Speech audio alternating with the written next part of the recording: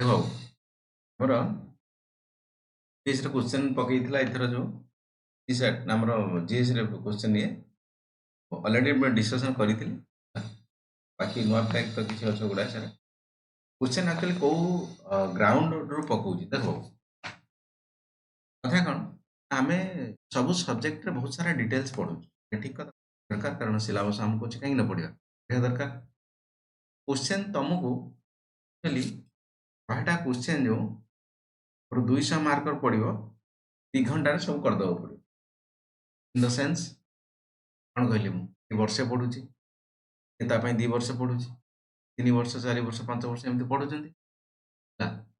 ତମେ ଯେତେ ଯାହା ପଢ ନା କାହିଁ କ୍ୱେଶ୍ଚନ୍ 100ଟା ଆସୁଛି 2 ଘଣ୍ଟାରେ 200 ମାର୍କରେ लगभग 100 ମାର୍କ ରଖିଲେ ପାସ୍ ହବ। ଇନ୍ ଦ ସେନ୍ସ 50ଟା କ୍ୱେଶ୍ଚନ୍ ପାସ୍ ହବ। ନେଗେଟିଭ୍ ଅଛି ସେ ଅନୁସାରେ ପୁଣି କଟିବ। ଇଏ ହେଲା ସମରି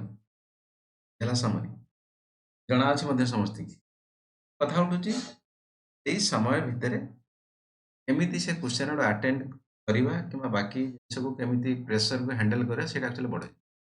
ବେଳେବେଳେ ମଧ୍ୟ ଶୁଣିଥିବ ପିଲା କିଛି ଅଛନ୍ତି ପାଠ ପଢିନଥିବ ବଟ ପରୀକ୍ଷାରେ ଭଲ କରିଦେବେ। ପଢିନଥିବ ମାନେ ମୁଁ କହୁନି ବିଲକୁଲ ପଢିନଥିବ ସେଇଟା ହେଇପାରିବନି ପିଏସସି କିମ୍ବା ୟୁପିଏସସି।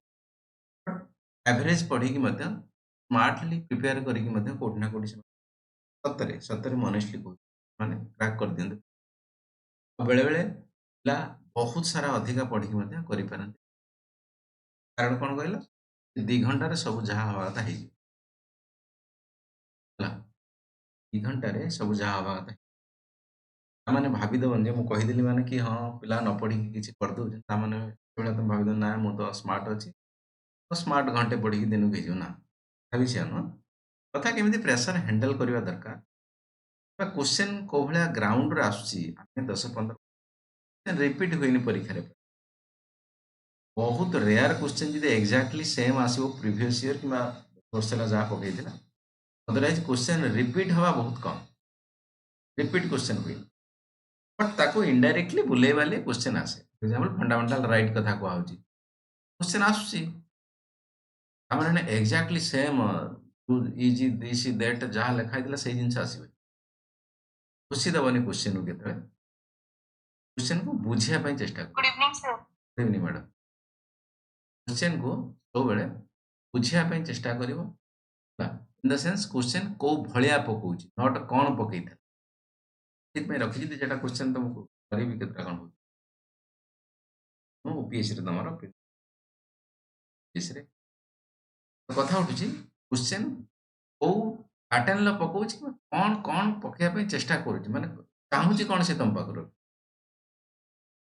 ମନେକର ତମେ ବର୍ଷ ସାରା ଜିଓଗ୍ରାଫି ପଢୁଛ ଇକୋନୋମିକ୍ସ ପଢୁଛ ପଲିଟି ପଢୁଛ ବର୍ଷ ସାରା ପଢୁଛ ବହି ଏକଦମ ପୁରା ଲମ୍ବା ଲମ୍ବା ବହି ପଢୁଛ ଗୁଡାଏ ପ୍ରକାର ଏକ୍ସଟର୍ନାଲ ସୋର୍ସ ପଢୁଛ କ୍ୱେଶ୍ଚନ ସେଇ 5-10ଟା ଆସିବ। ପଢୁଛ ପଢ ଅଲଗା ଅଲଗା ସବଜେକ୍ଟରେ ମଧ୍ୟ ସେ ଆସିବ। ତେଣୁ ତମେ ଭାବିବ ନା ବର୍ଷ ସାରା ମୁଁ ପଲିଟି ଏତେ ସାରା ପଢିଲି 10 ମାର୍କ ହଁ ସେଇଆ ଜିନିଷ।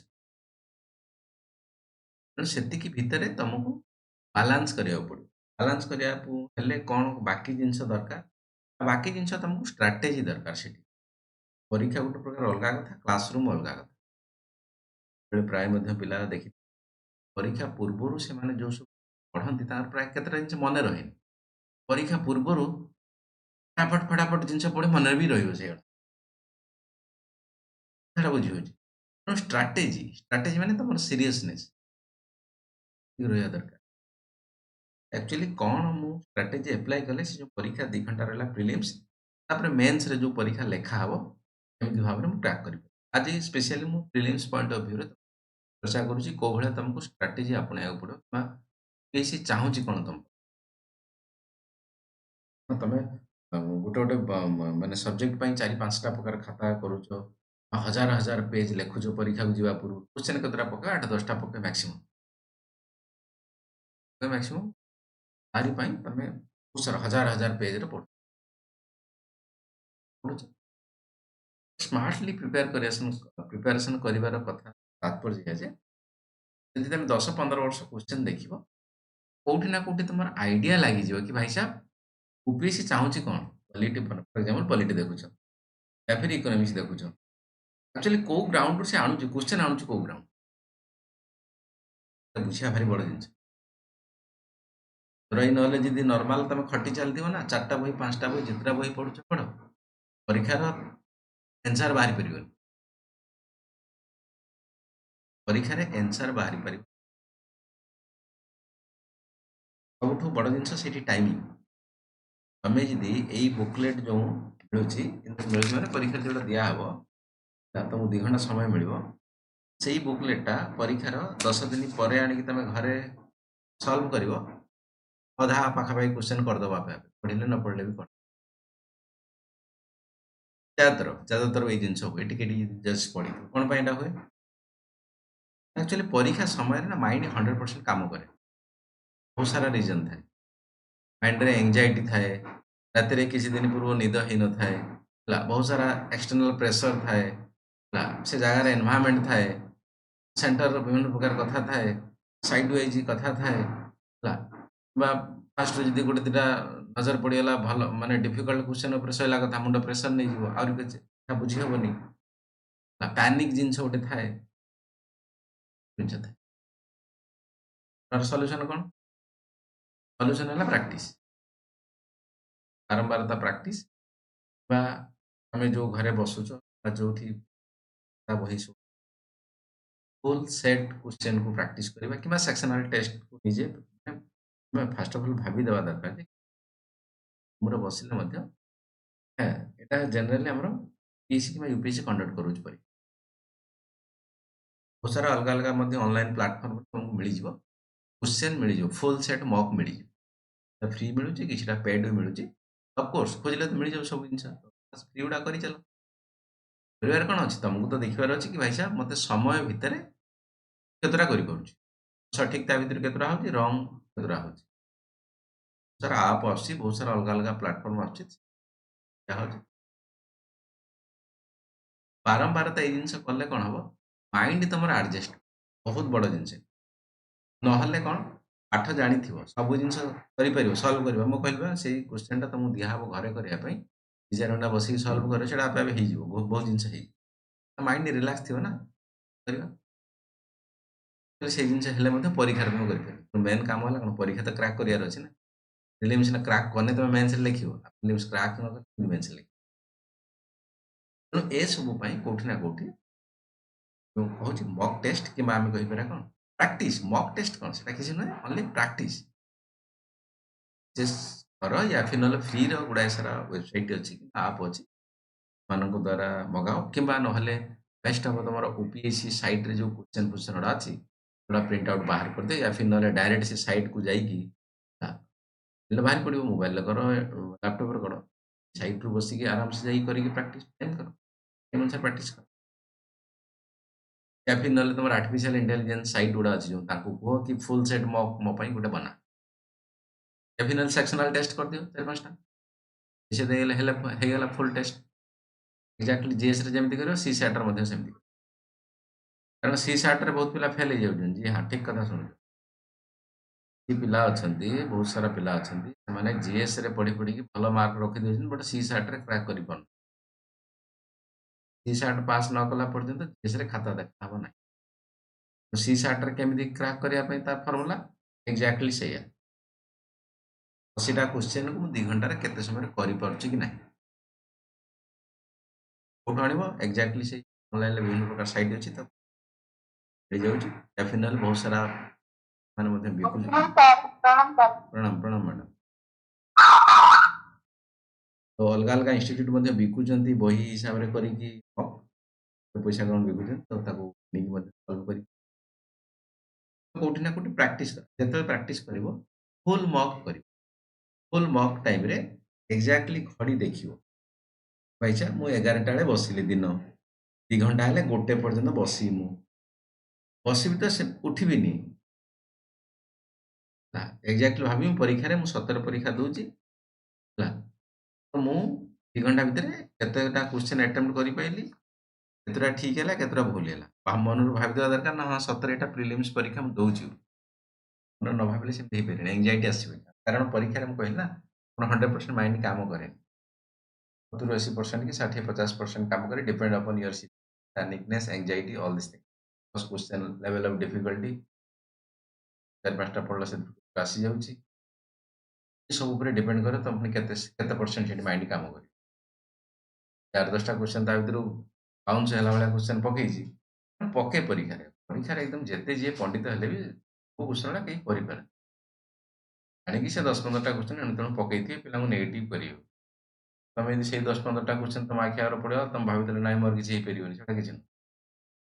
ତା ଭିତରେ ମନକୁ ଧୈର୍ଯ୍ୟ ଧରିକି ଆରାମସେ ଖେଳେଇ ଖେଳେଇ ଚାଲିବ।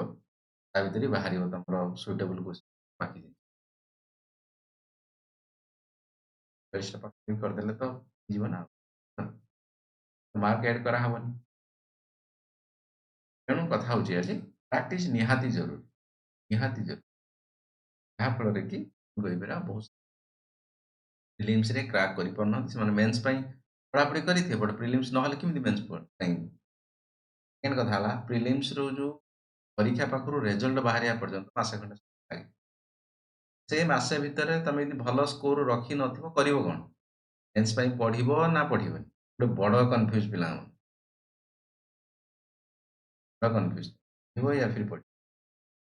ତମାମ ସାରା କଥାରୁ ଆକ୍ଚୁଆଲି କ୍ଲିୟର ପାଇଁ ପ୍ରାକ୍ଟିସ କର।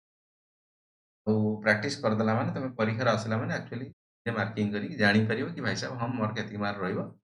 ମାଇଣ୍ଡ ଯଦି ପୁରା ଏକଦମ ବର୍ଡର ରହିଥିବ ଫିର ତଳେ ରହିଥିବ, ମାଇଣ୍ଡ ସବୁବେଳେ ହିଚକିଚାଇ ରହୁଥିବ। ଏ ସବୁ ତମାମ ର ସଲ୍ୟୁସନ କଣ? କୋଉଠି ନା କୋଉଠି 10-15 ବର୍ଷର ବିକ୍ରି ହଉଛି, 15-20 ବର୍ଷିଆ ବିକ୍ରି ହଉଛି। ସେଥିପାଇଁ ଅଲଗା ଅଲଗା ଇନଷ୍ଟିଚ୍ୟୁଟ ମାନେ ଓଡ଼ିଶାର ଓପିଏସସି ପାଇଁ ଏତେ ଲମ୍ବା କାଢି ନଥିଲେ, କିଛି ଇନଷ୍ଟିଚ୍ୟୁଟ ଦେଖୁଥିଲି ସେ ମାନେ କାଢିଛନ୍ତି, ବହି ଛପେଇଛନ୍ତି। ବହି ଆଣିପାର ପ୍ରିଭିୟସ ଇୟର ତ କ୍ୱେଶ୍ଚନ ଆଉ ଯିଏ ସବୁ ଅସୁବିଧା କଣ, ବହି ଆଣିକି ପ୍ରାକ୍ଟିସ କରିଦବ। ପ୍ରାକ୍ଟିସ କଲାବେଳେ ଗୋଟେ ଜିନିଷ ଧ୍ୟାନ ଦବ, କ୍ୱେଶ୍ଚନର ଅପସନ ଦେଇଛି 4ଟା ପାଖାପାଖି, ଅପସନର କଣ ମିନିଂ ସବୁ ଗୁଡାକ ଆନାଲିସିସ। କ୍ୱେଶ୍ଚନ ତା ମାନେ ଭାବିବନି ଯେ ପଢିଦେଲି ତଳଟା ଠିକ କୋଉଠି ସେଟା ମୁଁ ଜାଣିଦେଲି, ଆରେ ଠିକ ସେ କ୍ୱେଶ୍ଚନ ପଡିବନି ପରୀକ୍ଷାରେ। ତମେ କ୍ୱେଶ୍ଚନ ଦେଖୁଛ କି ଭାଇ ସାହେବ ପ୍ୟାଟର୍ନ କଣ ଆସୁଛି, ଇନ ଦ ସେନ୍ସ ଓପିଏସସି କୋଉ ଗ୍ରାଉଣ୍ଡ ରୁ କ୍ୱେଶ୍ଚନ ପଚାରୁଛି, ସେ ବର୍ଷ କାହିଁକି ସେ କ୍ୱେଶ୍ଚନ ପଚାରିଥିଲା। ତେଣୁ ବେଟର ତମକୁ ଅଣ୍ଡରଷ୍ଟାଣ୍ଡିଂ କେତେବେଳେ ଆସିବ କହିଲ, ଯଦି ତମେ ନ୍ୟୁଜ ପେପର କିମ୍ବା ବାକି ଜିନିଷ ଫଲୋ କରୁଛ, ପ୍ରିଭିୟସ ଇୟର ଯୋଉ କ୍ୱେଶ୍ଚନଟା ପକେଇଥିଲା ସେଇ କ୍ୱେଶ୍ଚନରୁ ତମେ ଅଧିକା ଜାଣିପାରିବ କଥା। କଣ ପାଇଁ କହିଲ, ଆକ୍ଚୁଆଲି କରେଣ୍ଟ ଟ୍ରେଣ୍ଡ କଣ ଥିଲା, ଓପିଏସସି କଣ ପକେଇଲା। ବର୍ଷ ପୂର୍ବରୁ ज़्यादातर क्वेश्चन ପକାଏନି, ସେଗୁଡ଼ା ଖାଲି ଷ୍ଟାର୍ଟିଂ ପାର୍ଟ ଗୁଡ଼ା ଠିକ୍ ଅଛି, ଇଟ୍ସ ଓକେ। ନର୍ମାଲ ପାର୍ଟ ତମେ ବୁଝିପାରିବନି ଆକ୍ଚୁଆଲି କଣ ପକେଇବ ଏ ବର୍ଷ। ଏ ବର୍ଷ କଣ ପକେଇବା ପାଇଁ ଯିବ ଜାଣିବା ପାଇଁ ଚାହିଁବ, ତା ପୂର୍ବ ବର୍ଷ ଆକ୍ଚୁଆଲି କ୍ୱେଶ୍ଚନ ପ୍ୟାଟର୍ନ କଣ ଥିଲା। ପ୍ୟାଟର୍ନ ମାନେ କଣ ଜିନିଷକୁ ସେ ଏମ୍ଫାସିସ୍ ଦଉଛି, ଏଇ କ୍ୱେଶ୍ଚନଟା ପକେଇବନି। କୋଉ ଜିନିଷଟା ଫୋକସ କଣ ରହୁଛି ତାର। ତେଣୁ ସେ ଫୋକସକୁ ଜାଣିବାକୁ ହେଲେ ତମ ପ୍ରିଭିୟସ ଇୟର କ୍ୱେଶ୍ଚନକୁ ଦେଖିବାକୁ ପଡିବ। ଆଇ ଥିଙ୍କ ଯିଏ ତ ପରୀକ୍ଷା ଅଲରେଡି ଏଥର ଦେଇଛି ସେ ଜାଣିପାରିଛି କୋଉ ଲେଭେଲରେ ଏଥର ପରୀକ୍ଷା ପରେ ଭାବି ଦଉଛନ୍ତି ଗୋଟେ ପ୍ରକାର ଅଲଗା କଥା, ରେଜଲ୍ଟ ବେଳକୁ ଅଲଗା ପ୍ରକାର କଥା ଆସିଯାଉଛି, ସବୁ ମିସମ୍ୟାଚ ହଉଛି। ସେଇଆ ନୁହେଁ, ଆକ୍ଚୁଆଲି ଷ୍ଟେବୁଲରେ ପଢୁଛି ନା, ତ ତାର ପାଇଁ କିଛି ଅସୁବିଧା ନାହିଁ। ଅନଷ୍ଟେବୁଲ ପାର୍ଟ ନା, ଠିକ ଠାକ ପଢିନାହାନ୍ତି ଏପଟ ସେପଟ ଏପଟ ସେପଟ। ତମେ ପ୍ରିପାରେସନ କରିବା ପିଲା ମୁଁ କହିବା 100ଟା ପିଲା ଦେଖିବ ଫର୍ମ ପକଉ, ପିଲା ପ୍ରିପାରେସନ କରି, ବାକି ପିଲା ଏମିତି ଭିଡ ପଛରେ ଜମା, କିଛି ଫାଇଦା ନାହିଁ। ତମର ଭାଇ ପିଲା 5 ଜଣ, ତେଣୁ 2ଟା ପିଲା ଆକ୍ଚୁଆଲି କ୍ରାକ୍ କରିବେ ଚେଷ୍ଟା କରୁଛ। ଶୁଣୁ ତମେ ଯିଏ 2 ଜଣ ଭିତରେ ଆସିଲ ତା କଥା ମୁଁ କହୁଛି, କମ୍ପିଟିସନ କମ ୟୁପିଏସସି ରେ ମଧ୍ୟ ସବୁଠାରୁ ୟୁପିଏସସି ପିଲାକୁ ଡରନ୍ତି ଏପରି। ପ୍ରିଲିମ୍ସ ଯଦି କ୍ଲିୟର କରିଦିଏ ଭାଇ ମେନ୍ସ ଲେଖିବାକୁ ପଡିବ, ମେନ୍ସ ତ ସର୍ଟ କ୍ୱେଶ୍ଚନ ନୁହେଁ, ବଡ଼ କଥା ଲେଖିବାକୁ ପଡିବ, ସେ ଲେଖିବାକୁ ପଡିବ, ଏଥିକ୍ସ ଲେଖିବାକୁ ପଡିବ, ଲେଖିବାକୁ ପଡିବ। ଡରିଯାଆନ୍ତି ପିଲା ଅଧେ ପ୍ରିଲିମ୍ସ କ୍ଲିୟର କରିକି ମେନ୍ସ ଲେଖନ୍ତିନି। କି ହଁ ଠିକ କହୁଛି ମୁଁ, ପ୍ରିଲିମ୍ସ କ୍ଲିୟର କରିକି ମେନ୍ସ ଲେଖନ୍ତି ନାହିଁ, ଯାଆନ୍ତି ନାହିଁ। ପାଇଁ ପ୍ରିପେୟାର କରନା, ଠାକ ମାରି ଦେଇଛନ୍ତି ଖାଲି ପ୍ରିଲିମ୍ସରେ, ଜାଣିଛି ନା ପାଇବୁନି ମେନ୍ସରେ ଲେଖିପାରିବି। ୟା ପାଇଁ ସଲ୍ୟୁସନ କଣ, ୟା ପାଇଁ ସଲ୍ୟୁସନ ହେଲେ ଆଜି ପ୍ରିଲିମ୍ସ ପୂର୍ବରୁ, ପ୍ରିଲିମ୍ସର ଏଟଲିଷ୍ଟ ମାସେ 1.5 ମାସ ପୂର୍ବରୁ ମେନ୍ସ ସବୁ କରିବାକୁ ପଡିବ। ସାର୍ ଆମର ତ ସରିନି। କେବେ ସେ କଥା କହିନି ଯେ ଏଇଠି ତମର ସରିଯିବ 2 ମାସ 4 ମାସ। କୋର୍ସ ସରେଇବା ପାଇଁ ମତେ ବର୍ଷେ ଲାଗିବ। ତମେ ବୁଝ ଦିଅ କିଛି କଥା ନାହିଁ ଯେତିକି ପଢିଛ ଦବ। ବର୍ଷେ ଭିତରେ ତମର କୋର୍ସ କମ୍ପ୍ଲିଟ ହେଲେ ନେକ୍ସଟ ବର୍ଷକୁ ରେଡି ହବ ନା। ତମେ ଆସିଲ ମନେକର 2 ମାସ 4 ମାସ ତଳେ। 2 ମାସ 4 ମାସରେ କଣ କୋର୍ସ ସରିଯିବ କି? ତୁମକୁ ଆମେ ଇୟର ଏଣ୍ଡ ପର୍ଯ୍ୟନ୍ତ ନେଇକି ତମ କୋର୍ସ କମ୍ପ୍ଲିଟ କରେଇବୁ। ନେକ୍ସଟ ବର୍ଷ ପାଇଁ ତମେ ରେଡି ହବ। ତାହେଲେ ଏ ବର୍ଷ ପକେଇବୁ କି ନାହିଁ? କି ହଁ ଅଲରେଡି ଯିଏ ପକେଇବା କଥା ପକେଇ ସାରିଛି। ଯିଏ ନ ପକେଇଛି ଭଲ କଥା। ଆର ବର୍ଷ ମାନେ ଡିସେମ୍ବର ଫର୍ମ ବାହାରିବ। କଥା ଉଠୁଛି ପ୍ରିଲିମ୍ସ ପରୀକ୍ଷା ହବ। ପ୍ରିଲିମ୍ସ ପରୀକ୍ଷାର ମାସ ଖଣ୍ଡେ ପୂର୍ବରୁ mains prelim everything should be clear. Note ପୁରା ଜବରଦସ୍ତ ରହିଯିବା ଦରକାର। କନସେପ୍ଟ ମୁଣ୍ଡରେ ପୁରା ପଶିକି ରହିଯିବା ଦରକାର। ସବୁ ଜିନିଷ ବହୁତ ସାରା ପିଲାଙ୍କର କ୍ୱେଶ୍ଚନ୍ ଥାଏ କି ପକେଇବୁ କି ନାହିଁ ଗୋଟେ ଥର। ମୋର ପର୍ସନାଲ ମାନନା ଥାଏ ପକେଇ ଦିଅ। ପକେଇ ଦିଅ। ଗୋଟେ 7ଟା ଖଣ୍ଡେ ରହୁଛି ଆମର ଆଟେମ୍ପ୍ଟ କିଛି ଅସୁବିଧା ନାହିଁ। ଯିଏ 6 ବର୍ଷ ନ ପାଉଛି ବାରମ୍ବାର ପକେଇଲା ପରେ ସିଏ କଣ ଆଉ 10 ବର୍ଷ ଖାଲି ଚାକିରି ପାଇଁ ଲାଗିବ ଆଉ କିଛି ଦୁନିଆରେ ନାହିଁ କି? 6ଟା ଆଟେମ୍ପ୍ଟ ଗୋଟେ ପଳେଇବା 5ଟା ରହିଲାଣି 5 ବର୍ଷରେ ପାଅ। ସାର୍ ଆଜ୍ଞା ଆଜ୍ଞା ଆଜ୍ଞା ମୀନା ବାବୁ କୁହନ୍ତୁ। ସାର୍ ଆଜ୍ଞା ସାର୍ ମେନ୍ ଲାଗି ଅପସନାଲ ଟା ଓଡ଼ିଆ ନେଲେ ଚଳିବ କି ସାର୍? ବିଲକୁଲ ଚଳିବ ବିଲକୁଲ ଚଳିବ। କାହିଁ ଚଳିବନି? ଆପଣ ଓଡ଼ିଆ ଅପସନାଲ ନେବେ କହୁଛନ୍ତି ଚଳିବ ଚଳିବନି କାହିଁ? ଆପଣଙ୍କର UPSC ନୋଟିଫିକେସନ ଦେଖିବେ ଅପସନାଲ କଣ କଣ ଅଛି। ଏଟା ହେଲା ଫାଷ୍ଟ କାମ। ଯଦି ଓଡ଼ିଆ ଅପସନାଲ ଅଛି ତାହେଲେ ଓଡ଼ିଆ ନେଇପାରିବେ। ତେଣୁ ଓଡ଼ିଆ ଅପସନାଲ ଅଛି ଅଛି ମାନେ ଆପଣ ନେଇପାରିବେ। ସେକେଣ୍ଡ କଥା ଆପଣ ଭାବିବା ଦରକାର ଓଡ଼ିଆରେ ମୋର କେତେ ଏକ୍ସପର୍ଟାଇଜ ଅଛି ଲେଖିପାରିବି କି ନାହିଁ କଣ କଥା ଏ କଥା ନିଜେ ଆନାଲିସିସ୍ କରିବେ। ଥାର୍ଡ କଥା ଆଉ ଟିକେ ଇଣ୍ଟରନାଲି ଆନାଲିସିସ୍ କରିବେ। ଆକ୍ଚୁଆଲି ଫ୍ରିଲି ଜଣା ପଡ଼େନି। ହଁ ଯେ ପ୍ରିଭିୟସ୍ ଇୟର UPSC ର ଓଡ଼ିଆ ଅପସନାଲ ନେଇଥିଲା ତାର ମାର୍କ ସିଷ୍ଟମ କେମିତି ରହିଛି ସବୁ ଦେଖ ଦିମାଗ ଲଗେଇବାକୁ ପଡ଼ିବ। ବେଳେ ଦିଲରୁ ଭାବିଲେ କଥା ହୁଏନି। ଏଟା ଟିକେ ଷ୍ଟ୍ରାଟେଜି ପରୀକ୍ଷା। କି ତମେ ଯଦି ଭାବିଦବ ମତେ ନଲେଜ ବଢେଇବାର ଅଛି ତାହେଲେ PhD କର, MPhil ରିସର୍ଚ୍ଚ କର, ଯାହା ନଲେଜ ଭଲ ହବ। ଏଠି କଣ ଷ୍ଟ୍ରାଟେଜି ଦରକାର। ସିଲାବସ କଣ କହିଛି କୋଉ ୱେରେ ଏପଟ ସେପଟ ହେଇକି ଗଲେ ମୁଁ ଜାଗାରେ ପହଞ୍ଚିଯିବି କଥା ସହିତ। ମତେ ଯଦି ସବୁ ସବଜେକ୍ଟର ନଲେଜକୁ ଜବରଦସ୍ତ ବଢେଇବାକୁ ପଡିବ ଏମିତି ହେଲେ ତ ମତେ PhD କିମ୍ବା ରିସର୍ଚ୍ଚ କରିବି। UPSC କିମ୍ବା UPSC ସେଇ ଜିନିଷ ଚାହୁଁଛି। UPSC ଚାହୁଁଛି କଣ ଫ୍ୟୁଚର ଲିଡର ନଟ୍ ରିସର୍ଚର। UPSC ଚାହୁଁଛି ସ୍ମାର୍ଟ ବ୍ରେନ୍ ଚାହୁଁଛି। ଭଲ ଏଥିକ୍ସ ଥିବା ଲୋକ, ଭଲ ଲୋକ, ଭଲ ମୁଣ୍ଡ, ସ୍ମାର୍ଟ ବ୍ରେନ୍ ଗୋଟେ ଲିଡରସିପ ହେଇପାରିବ। ସେଭଳିଆ ଲୋକଙ୍କ ପାଇଁ ଟେଷ୍ଟ ହେଉଛି ଗୋଟେ ପରୀକ୍ଷା ହେଉଛି ଯୋଉଟା କି ତମେ ଦଉଛ UPSC। ରିସର୍ଚ୍ଚ ତମକୁ ନେଇକି ଏଠି ରିସର୍ଚ୍ଚ କରେଇବନି, ମିସାଇଲ ଟେଷ୍ଟ କରିବନି ବା ଡିଜିଜ୍ ଉପରେ କିଛି ବାହାର କରିବନି। ମୋ କାମ ହେଲା ଆଡମିନିଷ୍ଟ୍ରେସନ ସମ୍ଭାଳିବ। ଆଡମିନିଷ୍ଟ୍ରେସନ ମାନେ ବିଭିନ୍ନ ପ୍ରକାର ଇନଡାଇରେକ୍ଟ ପ୍ରେସର। ପ୍ରେସର ସମ୍ଭାଳିବା ପାଇଁ ସ୍ମାର୍ଟ ବ୍ରେନ୍ ଦରକାର। ଅଧିକା ଜ୍ଞାନ ଦରକାର ନାହିଁ, ସ୍ମାର୍ଟ ବ୍ରେନ୍ ଦରକାର। ସେଥିପାଇଁ UPSC ର ପରୀକ୍ଷାର ଢାଞ୍ଚାଟା ଏଭଳିଆ କରାହେଇଛି। ପ୍ରିଲିମ୍ସ ଦିଆହବ ସର୍ଟ କୋଶ୍ଚିନ୍, ମେନ୍ସ ଲେଖିଆ ହବ, ତାପରେ ପୁଣି ଏଥିକ୍ସ ପେପର ଗୋଟେ ଦେଇଛି ତମେ ମଣିଷ ଭଲ ପେପର ଅଛି କେତେ ଡିପଲି ଆନାଲିସିସ୍ କରିଛ ତମ କ୍ୟାରିୟରକୁ। ଏସେ ପେପର ଅଛି ଦୁନିଆକୁ କଣ ବୁଝି ଅଛି। ସବୁ ଜିନିଷ ସରିଲା ପରେ ଇଣ୍ଟରଭ୍ୟୁ ଅଛି ତମ ପର୍ସନାଲିଟି କଣ ପାଇଁ ଚାହୁଁଛ ତମେ ଚାକିରି, ତମାମ କଥା କଥାଟା ବୁଝି ହଉଛି। କୋଉଠି ନା କୋଉଠି ତମକୁ ଡିଟେଲ୍ସଟାକୁ ନା ପାଠଟାକୁ ବୁଝିବାକୁ ପଡିବ ପରୀକ୍ଷା ପୂର୍ବରୁ। ପରୀକ୍ଷା ଆକ୍ଚୁଆଲି ଥରେ ଦେଇଦେଲେ ଏକ୍ସପିରିଏନ୍ସ ହେଇଯାଏ। ଏକ୍ସପିରିଏନ୍ସ ହେଇଯାଏ। ପରୀକ୍ଷା ଦେଇ ଥରେ ମୋର ଚାକିରି ପାଇଗଲ ଯଦି ଭୁଲରେ ପଶୁ ଉପରୁ ଉଠୁ ଉଠିଗଲ ଲଗରେ ଥିଲା ଖରାପ ତ କିଛି ନୁହଁ, ଚାକିରି ହେଇଗଲା। ଚାକିରି ହେଲା ତମର ସେ ପୋଷ୍ଟ ପସନ୍ଦ ନୁହଁ, କମ୍ ପୋଷ୍ଟ ଆସିବ। ନେକ୍ସଟ ଇୟର ତମେ ପକେଇବ, ଅସୁବିଧା କଣ? ହଁ ବଢେଇବ ନା ଆମର ପୋଜିସନ ବଢେଇବ, ରାଙ୍କ ବଢେଇବ, ଖାଇକି ଛାଡ ନା ଅସୁବିଧା। ପକେଇଦେଲେ କଣ ଏମିତି ହେଇଯାଉଛି? ପକେଇଦେଲେ କଣ ହେଇଯାଉଛି କି? ଏକ୍ସପିରିଏନ୍ସ ତ ହବ ନା କେମିତି ପରୀକ୍ଷା ସେଣ୍ଟରରେ ବସନ୍ତି, ତାର ସେଠି କଣ କହନ୍ତି ପରୀକ୍ଷା ଦେବା ଟାଇମରେ, କଣ ଲେଖନ୍ତି କେମିତି, କଣ କଣ ଇନଷ୍ଟ୍ରକ୍ସନ ଥାଏ, 2 ଘଣ୍ଟାରେ ମୁଁ କେତେଟା କରିପାରିଲି, କଣ କଣ ମୋ ମନକୁ ଆସିଲା ପରୀକ୍ଷା ବସିବା ଟାଇମରେ, ପିଲାମାନେ କଣ କହିଲେ ପରୀକ୍ଷା ସରିଲା ପରେ, ଗୋଟେ ପରୀକ୍ଷାରୁ ଆଉ ଗୋଟେ ପରୀକ୍ଷା କେତେ ସମୟ ଗ୍ୟାପ୍ ରହିଲା, ସେ ଗ୍ୟାପ୍ରେ କଣ ଆକ୍ଚୁଆଲି ମୋ ମାଇଣ୍ଡରେ ଆସିଲା, ନେକ୍ସଟ ପରୀକ୍ଷା ଯୋଉ CSAT ହବ ସେ CSAT ମୁଁ କେମିତି ଲେଖିବାକୁ ପାଇବି, କେତେ ଏକ୍ସପିରିଏନ୍ସ ଯେତେ ବସ ମକ୍ ଟେଷ୍ଟରେ ପ୍ରାକ୍ଟିକାଲ ବସିଲେ ଜାଣିବ। ଦେଖିବ ଛୋଟ ପିଲା ବହୁତ ଭୁଲ କରିଦିଅନ୍ତି। ହଁ ଠିକ କଥା। ବହୁତ ଛୋଟ ପିଲା ପାଇଁକି ବର୍ଷ ଏମିତି ବର୍ବାଦ ହେଇଯାଏ। ପଛରେ ପଢି ସାରିକି ବର୍ବାଦ କରିବ ତା ପୂର୍ବରୁ ବର୍ବାଦ କରିଦିଅ ନା ବର୍ଷେ। ତା କଣ ପଡୁଛି କୋଶ୍ଚିନ୍ ବ୍ୟାକଗ୍ରାଉଣ୍ଡ ଦେଖ। କୋଶ୍ଚିନ୍ କେମିତି ଆକ୍ଚୁଆଲି ସେ ପକଉଛି ତମେ ପାଇବ କୋଉଠୁ କୋଶ୍ଚିନ୍ ସେଟା ବଡ କଥା। ଦେଖିଥିଲି ପିଲାଙ୍କୁ ଆକ୍ଚୁଆଲି ଚର୍ଚ୍ଚା କରିଥିଲି ପରୀକ୍ଷା ପରେ 4-5 ଦିନ ଯୋଉ କୋଶ୍ଚିନ୍ ଆସୁଛି ଆସିଲା କୋଉଠୁ ଏ କୋଶ୍ଚିନ୍ ଆସୁଛି ଯୋଉ ଠିକ ଅଛି ଥିଓରି ପାର୍ଟଟା ବହିରୁ ଆସୁଛି ବଟ୍ କୋଉ ଗ୍ରାଉଣ୍ଡରେ ଆସୁଛି କୋଉ ରିଲେଟେଡ ହିଷ୍ଟ୍ରି ଛାଡ ଠିକ ଅଛି ସେ ତ ନର୍ମାଲ ଜିନିଷ ସେ ସାର୍ ଆଜ୍ଞା ସାର୍ ଜବ୍ ରେ ଥାଇକରି କେମିତି ପ୍ରିପାରେସନ୍ ଭଲ ହେଇପାରିବ ସାର୍? ଜବ୍ ରେ ହେଇକି କେମିତି ପ୍ରିପାରେସନ୍ କିଏ ମ୍ୟାଡାମକୁ ସଲ୍ୟୁସନ୍ ଦବ କୁହନ୍ତୁ?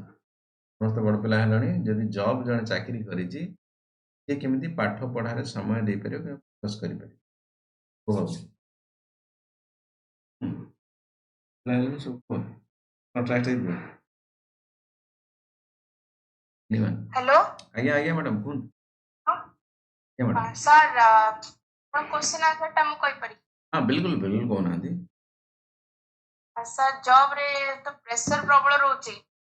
ସକାଳୁ ଉଠିଲା ବେଳକୁ ଘରେ ଦୁନିଆ କାମ ପ୍ରେସର ହେଇକି ରେଡି ହେଇକି ବାହାରୁ ଆସିଲା ବେଳକୁ ଗୋଡ ହାତ ବିନ୍ଧୁଥିବ ଉଠୁନଥିବ ଆଉ ଦିନେ ଦିନେ ପ୍ରବଳ କାମ ସେ କାମ ଭିତରେ ବି ମାଇଣ୍ଡ ଟା କୁଲ ରଖିବାକୁ ପଡିବ। ସେ କଣ କହିଲେ କହିଦେଲା ଏ କାନରେ ପକେଇ କାନରେ ବାହାର କରିଦବା ଟ୍ରେନକୁ ନେଇଗଲା ମାନେ ପାଗଳା ହେଇଗଲା ମଣିଷ। ଆଉ ଅଫିସ ରୁ ଆଇଲା ମାନେ ଅଫିସକୁ ଭୁଲି ଯିବାକୁ ପଡିବ ଭୁଲି ଯିବ ମୁଁ ଚାକିରି କରୁଛି ଆଉ ଥରେ ସକାଳ ହେଲେ ମନେ ପଡିବ ମୁଁ ଚାକିରି କରୁଛି ମତେ ପଳେଇବାର ଅଛି ହେଲେ ପଡିବ ନହେଲେ ଆଉ ଦିନ ରାତି ଖାଲି ଅଫିସ ଅଫିସ ହେଇକି ବାୟା ହେଇଯିବ ହଁ ପ୍ରାଇଭେଟ ରହି ରହି ଦୁନିଆ ପଳେଇବ। ବିଲକୁଲ ବିଲକୁଲ ନାଇଁ ଏଇଟା ଜେନ୍ୟୁନ୍ କଥା କାରଣ ଯିଏ ଏକ୍ସପିରିଏନ୍ସ ନଥିବ ଏ କଥା କହିପାରିବନି ହେଲା ଏ କଥାଟା ମ୍ୟାଡାମ କହୁଛନ୍ତି ଏ ଜିନିଷ ଯାହାର ଏକ୍ସପିରିଏନ୍ସ ନଥିବ ସେ କହିପାରିବନି ସିଧା କଥା କାରଣ ପ୍ରାୟ ପିଲା ବେଳେବେଳେ ମୁଁ ଶୁଣେ କି ଆକ୍ଚୁଆଲି ପିଲା କହନ୍ତି ସାର୍ ପଢିବାକୁ ଇଚ୍ଛା ହଉନି ସମୟ ହଉନି କିଛି କରୁନଥିବେ କେବଳ ସେମାନେ ପାଠ ପଢୁଛନ୍ତି ପଢିବାକୁ ଇଚ୍ଛା ହଉନି କିମ୍ବା ସମୟ ମିଳୁନି ମୁଁ ତାଙ୍କୁ କହେ କେତେବେଳେ ପ୍ରାଇଭେଟ ଜବ୍ ହଉ ନହେଲେ ଗଭର୍ଣ୍ଣମେଣ୍ଟ ଜବ୍ ହଉ ଗୋଟେ କରିଦିଅ ଦେଖ ଅଫିସରେ ତମକୁ କେତେ ଘଣ୍ଟା ଖଟିବାକୁ ପଡୁଛି ଆଉ ଅଫିସରେ ପ୍ରେସର କଣ ଜାଣିଦିଅ ହଁ, ତାପରେ କହିବ ନାହିଁ କି ଯେତେ ଘଣ୍ଟା ହବ ମୁଁ ପଢିଦେବି କିଛି ଅସୁବିଧା ନାହିଁ। ଅଫିସରେ ବହୁତ ସାରା ପ୍ରେସର ଥାଏ ବହୁତ ସାରା ପ୍ରେସର ଥାଏ ତାକୁ ଝେଲିକି ଯିଏ କାମ କରିପାରୁଛି ନା ପାଠ ପଢାଟା ତା ପାଇଁ ଲାଗିବ ପୁରା ପାହାଳ ରସଗୋଲା ଯେମିତି ଯୋଉମାନେ କେବଳ ପାଠ ପଢୁଛନ୍ତି ସେମାନେ ସତରେ ମୋ କଥା ଧ୍ୟାନ ସେ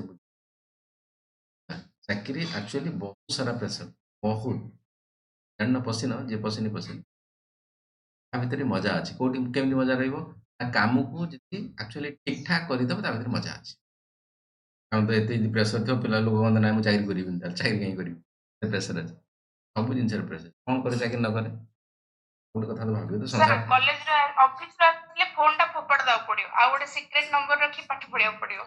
ହଁ ନା କୋଉଠି ତ ଆପଣଙ୍କୁ ଟିକେ ଦେଖନ୍ତୁ ବଡ ଆଶା ଭାବିଛ ମାନେ ତମକୁ ଡେଡିକେସନ ତ ଦବାକୁ ପଡେ ତାର ଅଲ୍ଟରନେଟିଭ କିଛି ନାହିଁ ମାନିକି ସମସ୍ତେ ଆଶା ବଡ ଅଛି ଆମେ କହିବା ନାହିଁ ବଡ ଚାକିରି କରିବା ବଟ ପରିଶ୍ରମ ଛୋଟ କରିବା ଏଇଟା ତ ସମ୍ଭବ ନୁହଁ ନା ଯୋଉମାନେ ପୁଣି ପଢୁଛନ୍ତି ଅଧିକା ସମୟ ତାଙ୍କ ସହିତ ଭଗବାନ ପୁଣି ନା ଇନସାଫି କରିବେ ନା କୋଉ ପିଲା ପଢୁଛନ୍ତି ଦିନ ରାତି ସକାଳୁ ଉଠି 3ଟା ବେଳୁ ରାତିରୁ ଉଠି ପଡୁଛନ୍ତି ଆଲାର୍ମ ଦେଇକି ଭଗବାନ ତାଙ୍କୁ ପୁଣି ଦେଖୁଛି ନା କି ଭାଇ ସାହେବ ସିଏ ଉଠୁଛି 3ଟା ବେଳେ ତମେ 8ଟା ବେଳେ ଉଠିବ ଯଦି ପୁଣି ଭଗବାନ କଣ କରିବେ କହିବେ ମୁଁ ତା ସହିତ କାହିଁ ଅନ୍ୟାୟ କରିବି ଯିଏ ଅଧିକା ସମୟ ପଢୁଛି ମାନେ ତାକୁ ତ ନଲେଜ ବି ହଉଛି ନା ତ ଖାଲିରେ ପଢୁଛି ବହି କେତେ ଧରିକି ବସୁଛି କାହିଁ ଇଚ୍ଛା କରିପାରିବନି ଇଚ୍ଛା ଶକ୍ତି ମନୋବୃତ୍ତି ଏ ଦିଟା ଜିନିଷ ବୁଝିଲ? କରିବେ ତାହେଲେ ଅସୁବିଧା ରହିବ ମୁଁ ବୁଝିଲି ସମସ୍ତଙ୍କର ବିଭିନ୍ନ ପ୍ରକାର ଇସ୍ୟୁ ଅଛି ଅସୁବିଧା ରହିବ ମୁଁ ବୁଝିବି ସେଟା ବଟ୍ ସେଇଟାକୁ ନା ସେଟା ମୋ ପାଖରେ ସଲ୍ୟୁସନ ନାହିଁ ସେଟା ଆପଣମାନେ ଯେଉଁ ପଚାରୁଛନ୍ତି ଆପଣଙ୍କ ପାଖରେ ସଲ୍ୟୁସନ ଅଛି କାରଣ ଆପଣ ଭାବିବା ଦରକାର କୋଉ ଭଳିଆ ଚାକିରି ଅଛି ମୋର ଡ୍ୟୁଟି କେତେ ସମୟ ଅଛି ମୋର ଫ୍ୟାମିଲି କଣ ମାନେ ମୁଁ ମ୍ୟାରେଡ୍ ୟା ଫିର ବ୍ୟାଚଲର କିମ୍ବା କଣ ହେଲା ମୋର କାମ ଷ୍ଟାଇଲଟା କେମିତି ଅଫିସରେ କେତେ ପ୍ରେସର କାମ ୟା ଫିର ନର୍ମାଲ କାମ ଯଦି ପାରୁଛି ପରୀକ୍ଷା ମାସେ 2 ମାସ ମୁଁ ଛୁଟି ନେଇପାରୁଛି କି ହେଲା କିମ୍ବା ଅଫିସରୁ ଆସିଲା ପରେ ବାକି ମୋ ଉପରେ ଘରର କାମ କଣ ମୁଁ ଖାଇବା ବନଉଛି ୟା ଫିର ମେଲ୍ ଅଛି କି ନା କିଛି ମୋର ଅସୁବିଧା ନାହିଁ ଘରେ ଖାଇବା ବନା ହଉଛି ମୁଁ ଖାଇଦେବି କି ଆପଣ ଡିସାଇଡ୍ କରିବେ ମୋର କୋଉ ଭଳିଆ ଟାଇମ ରହୁଛି ମୋର କୋଉ ଭଳିଆ ୱାର୍କ କଲଚର କିମ୍ବା କଣ ମୁଁ କରୁଛି ସେ ଅନୁସାରେ ଆପଣଙ୍କ ଟାଇମଟା ଆପଣ ଫିକ୍ସ ମନ ଭିତରେ ଗୋଟେ ଜିନିଷ ଷ୍ଟ୍ରଙ୍ଗଲି ଭାବିଦେବା ଦରକାର କି ହଁ ଭାଇ ସାହେବ କରିବି ମୁଁ। ତାପରେ ଏଇ କଥାଟା ଆପେ ଆପେ ଆସିଯିବ। କାହାର ସଲ୍ୟୁସନ ଆବଶ୍ୟକତା ଆଇ ଥିଙ୍କ ସ୍ପେଶାଲ ଯଦି ଏକଦମ ପୁରା 100% କଣ ଅଛି କଥା ତାହେଲେ କହିଲେ କେତେବେଳେ କଣ ପର୍ସନାଲରେ ମୁଁ ଏଠି ମୋର ପର୍ସନାଲ ଏଇ କାମ ଅଛି ମୁଁ କେମିତି ସଲ୍ୟୁସନ ବାହାର କରିବି। सर एग्जाम सी सेट फास्ट हुए ना पेपर वन टा फास्ट हो ୱାନଟା କଥା ଉଠୁଛି କେମିତି ଭାବରେ ଆମେ କ୍ୱେଶ୍ଚନଟାକୁ ପାଇପାରୁଛେ ଦେଖ ମନେକର ମୁଁ ଏଇଠି ତମର ଗୋଟେ ବି କଣ କହିଲେ ବାଂଲାଦେଶ କଥା ନେବି ହେଲା ପଢି ଦଉଛି କ୍ୱେଶ୍ଚନଟା ଶୁଣିଦିଅ ତାପରେ ମୁଁ ତାକୁ ଦେଖଉଛି ଦେଖେଇବି ତମକୁ ଏଇଠି କେମିତି ଭାବରେ ଏ କ୍ୱେଶ୍ଚନ ଆସିଲା କୋଉଠୁ କଣ ପାଇଁ ଆସିଲା ମୁଁ ତାପରେ କହୁଛି ବ୍ୟାକଗ୍ରାଉଣ୍ଡ କଥା क्वेश्चन पकेजी 4 नंबर क्वेश्चन सेट एटा A set booklet series A Bangladesh कथा पकेजी देखो नंबरटा समस्त समान इन द सेंस क्वेश्चन सब समान नंबरिंग अलग अलग कारण तुम जो बसिଛ ना कि का पाखरु चीटिंग कर दो कोन करे सेत पे अलग अलग सेट करा दे एटा समस्त जानि छ मते आवश्यक ता माने नहल तो पुन तमरो डिफिकल्ट पड़ आउ कार इजी पड़ से पुनी नॉर्मलाइजेशन अलग अलग कथा केते अलग ओके 4 नंबर दीजी सुनो जहाँ पढ़ुची ध्यान से सुन which of the following statement are not correct करके दी चार्टा खंडे क्वेश्चन एपट सेपट करछि पिला भूल करी ମୁଁ କହିଲି ପରା ପରୀକ୍ଷାରେ ଥରେ ବସିବାର ଅଛି ତା ପୂର୍ବରୁ ପରୀକ୍ଷାରେ ଥରେ ବସିବାର ଅଛି ଇନ ଦ ସେନ୍ସ ଜେନେରାଲ ପରୀକ୍ଷା ଆଉ ନହେଲେ ମକ୍ ଟେଷ୍ଟ ଭୁଲ ଗୁଡ଼ା ତମେ ଧରା ପଡେ ନହେଲେ ଯେତେ ଥର ମୁଁ ଯେତେ କହିଲେ କଣ ସାର୍ ଯେତେ କହିଲେ ତମ ଭୁଲଟା ନା ଦେଖିବନି ନଜର ଅନ୍ଦାଜ କରିଦବ ଅସୁବିଧା ନ ହେଇଛି ନା ସେ ପର୍ଯ୍ୟନ୍ତ ବୁଝିପାରିବ ମନେକର ଭାତଟା ଗୁଡିଟା ବେଳେ ବେଳେ ପାଟରେ ଲାଗି ଯାଉଛି ଆମେ ତ ମୁଁ ପଢିଆ ବହିରେ ଭାତ ଖାଇଲା ବେଳେ ଗୁଡି ଲାଗିଗଲେ ଦାନ୍ତକୁ କାଟେ ନା କଣ ଦାନ୍ତକୁ କାଟେ ଗୁଡି ପଡୁଛୁ ଗୁଣ୍ଡ କରିଦେବି ସତରେ ଯେତେବେଳେ ଗୋଟେ ପଥରଟା ପଡିଯିବ ତମ ଦାନ୍ତରେ କଡରେ କିନା ସେ ଜାଣିପାରେ ଅଛି କି ମଜା ଏଇଭଳିଆ କଥା କୁହା ହଉଛି ଠିକ ଅଛି which of the following statement are not correct in respect to Sheikh Hasina wedged who resigned as the prime minister of Bangladesh on August 4th 2024 चार्टा ये देजी चार्टा भितर she was the prime minister of Bangladesh for 2 decades. The students' protest against the job quota turned into anti-government agitation. Supreme Court of the Bangladesh given the ruling of the 30% reservation job for the descendant of those who were participated in 1971 Bangladesh liberation movement. She was the president of Bangladesh National Party supported the Jamaat Islam. ठीक ଅଛି ମନେକର ତମର Bangladesh news ଥିଲା ଜାଣିଛ ସମସ୍ତେ student protest କରିଥିଲେ quota ପାଇଁ ଜାଣିଥିଲ ସେଇ ରିଲେଟେଡ୍ କ୍ୱେଶ୍ଚନ ଡାଇରେକ୍ଟ ପକେଇ ଲାଗି ବହୁତ ସାରା ପିଲାଙ୍କୁ ଜଣା ଥିଲା ଏ କ୍ୱେଶ୍ଚନ ଆସିବ ବୋଲି ପିଲା ଅଲଗା ଅଲଗା ଏଙ୍ଗେଲରୁ ସବୁ ପଢିଥିଲେ କ୍ୱେଶ୍ଚନ ଗୋଟେ ଏମିତି କ୍ୱେଶ୍ଚନ ସମସ୍ତଙ୍କୁ ଜଣା ଥିଲା ବାଂଲାଦେଶରେ ଏତେ ବଡ ପ୍ରୋଟେଷ୍ଟ ହଉଛି କାହିଁକି କ୍ୱେଶ୍ଚନ ଆସିବନି ମୁଁ ପଢେ 1000 ଥର ମୁଁ କ୍ଲାସରେ କହିଥିଲି ଏଟା क्वेश्चन आसी सीधा क्वेश्चन आसी कथा उठी जो आंसर गुड़ा देजी आंसर से आणला कोठु आंसर आणला सेटा सेटो बड़ जिनिस आकु खोजिया को हेले तुमको फास्ट भाबेको पड़िबो मन कर ए कथा न्यूज पेपर सहित कनेक्शन अछि करंट अफेयर हो जाओ तुमरो भिन्न प्रकार सब स्टैटिक और डायनामिक जोड़ा इशू बेस्ड क्वेश्चन गुड़ा आछि ता पई न्यूज पेपर जो माने पढ़िबार स्टाइल टाକୁ ମଧ୍ୟ ତାକୁ ଦେଖିବାର ଅଛି ପଢ଼ିବାର ଷ୍ଟାଇଲଟା କ'ଣ ଦେଖିବାର ଅଛି ତମର ସିଲାବସରେ କ'ଣ ମାଗୁଛି ଇଣ୍ଟରନ୍ୟାସନାଲ ରିଲେସନ କଥା ଦେଇଛି ବାଂଲାଦେଶରେ ମାର୍କେଟରେ ଆଳୁ ପିଆଜ ବିକ୍ରି ହେଉଛି କି ନାହିଁ ସେ କଥା ତମର ଆସିବ ନାହିଁ ପାରେ ବାଂଲାଦେଶ ଇଣ୍ଟରନାଲ ସରକାର ଖାଲି କ'ଣ ଏମିତି ସ୍କିମ୍ ଛୋଟିଆ ମୋଟିଆ ସୋସିଓ ଇକୋନୋମିକାଲି ସ୍କିମ୍ ପଡୁଛି ହଁ ଇଣ୍ଟରନ୍ୟାସନାଲ ସ୍ତରରେ ଯଦି କ'ଣ ଇମ୍ପୋର୍ଟାଣ୍ଟ ହେବ ସେଟା ଅଲଗା କଥା ଅଦରୱାଇଜ ନହେଲେ ତାଙ୍କ ନର୍ମାଲ କ'ଣ ହବ ଆମର ଆସିବ ନାହିଁ ଜେନେରାଲ କଥା ତେଣୁ ଆଇଦର ଆମେ ଯଦି ଏ କଥା ବାଂଲାଦେଶ କଥା ଭାବିବା ଦୁଇ ତିନିଟା କଥା ଏଥିରୁ ଆସିଥିବ ମୋର ଏଠି ସେଇ ରିଲେଟେଡ୍ କଥା ନେଇ ପିଲାଙ୍କୁ ଆରଥର ମୁଁ କହିଥିଲି କ'ଣ ଆସିପାରେ ଯେ ବାଂଲାଦେଶ ହୋଲ ଦେଶ କ'ଣ କେବେ ବନିଲା ଏଇ ଟାଇପ୍ରେ ତମର ଖଣ୍ଡେ ପଏଣ୍ଟ ଆସିପାରେ ହେଲା सेकेंड कथा क्या आसी पारे शेख हसीना हसीना कौन कि कथा कौन केते दिन कौन करुच्ची कौन नहीं कोड प्रेसिडेंट कौन केते दिन रहा कौन ये रिलेटेड कथा आसपे नेक्स्ट क्वेश्चन कौन आसपे स्टूडेंट प्रोटेस्ट कौन पाई कले जॉब कोटा कथा कहला से जॉब कोटा रिलेटेड रे आसी गोटे दुटा क्वेश्चन तार रिलेटेड रे हमको जानिया पड़े तार रिलेटेड रे हमको जानिया पड़े लास्ट गोटे कथा मध्य मु कहितली तार जो नुआ प्राइम मिनिस्टर जे स्टूडेंट माने लीडर करके बाछले यूनिस खान ना कोन ता ना थिला ताको रिलेटेड कथा टिके जानिया पूरा बांग्लादेश रो हिस्ट्री जियोग्राफी एते हमको पढ़ियार आवश्यकता ई जदि 10-15टा क्वेश्चन देखि दी थान बांग्लादेश तार बाबू गोटे प्राय प्राय पिला 100 पेज पढ़ी दउछन मु केवल 10-15टा तुमको पॉइंट कहली पॉइंट क्वेश्चन तुम भाबिया दरकार कि भाषा क्वेश्चन को ग्राउंड रो आनी पारिबो से को भाया सिचुएशन इंटरनेशनल रिलेशन भारत सहित कौन रिलेशन हाँ इंडिया बांग्लादेश रिलेशन कौन से कथा मध्य कही ता रिलेटेड को नहीं कि हमरो रिवर डिस्प्यूट कौन थिला से रिलेटेड कथा कही हालांकि रिवर डिस्प्यूट कल काज पर तथापि जेहेतु बांग्लादेश कथा अछि तो ता रिलेटेड आसी पारे एई 20-25 पॉइंट भितरु आसी ऑप्शन से देखो ऑप्शन से देछि कोन who was the prime minister of Bangladesh for 2 decade 2 वर्ष पई बाकी थिले सेकंड पॉइंट कोन लिखिला student protest against the job quota turn into anti government ये तो सीधा एथरे किसी भाबिया नहीं तो नॉर्मल कथा तार को थर्ड आंसर कौन था the supreme court Bangladesh have the ruling 30% Etah actually supreme court देनी एटा गवर्नमेंट करैथिला देथिला फुल ऑप्शन ऑप्शन अछि चारटा 1 3 2 3 1 2 2 4 बट मु एउडा पढुची the president of Bangladesh national party माने तार जो आवामी लीग पार्टी थिला हमर शेख हसीना रा नॉर्मल कथा आसिला कोठु आसिला कोठु देखो मु जिबी एठी बस स्क्रीन शेयर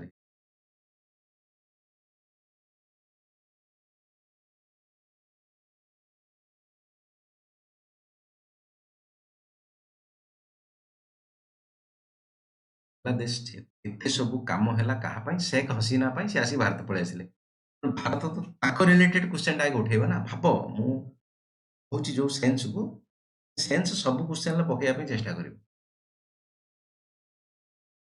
किंतु शेख हसीना बड़ काम हैला शेख हसीना को भारत आनिला क्वेश्चन तो ता रिलेटेड ही बनिबो आमे शेख हसीना रिलेटेड कोन गूगल ले बाहर तक देखिया पे चेष्टा बही गुडाय जिंस मिलिबो ए गुडाय कथा मिलिबो बांग्लादेश ऊपर बही आनो शेख हसीना पर अलग अलग बही आनो से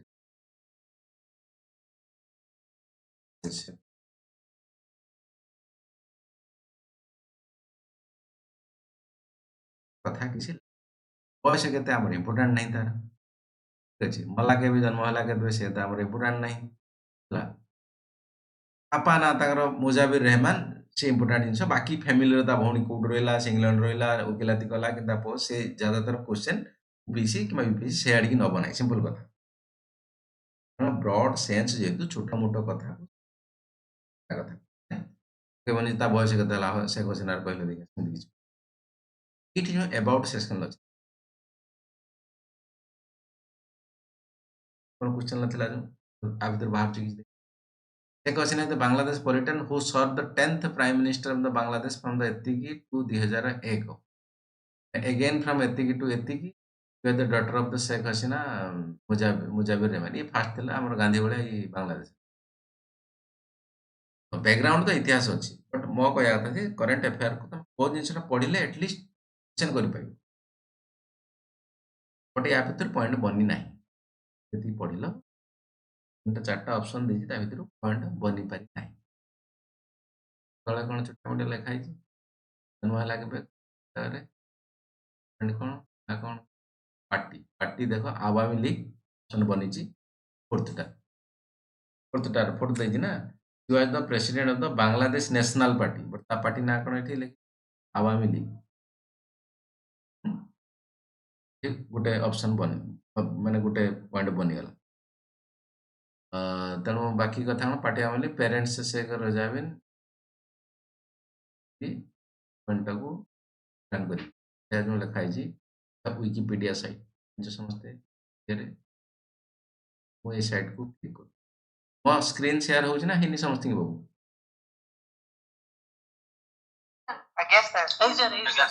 चलो चलो चलो चलो देखो ये देखो ये जाउची नहीं तुम ओके ये भाई साहब तो आंको फोटो देखी जो हसीना है ये देखो पढ़िया पे चेष्टा शेख हसीना बर्न एतिक जन्म हेले Bangladeshi politician who serve the 10th prime minister Bangladesh from 1996 to July again were the daughter of Sheikh Mujibur Rahman, President of the Bangladesh. She served the position of the Prime Minister for the 20 years. Last point दिगला बोला कथा last point लिखी कौन लिखी She was the Prime Minister of Bangladesh for 2 decades.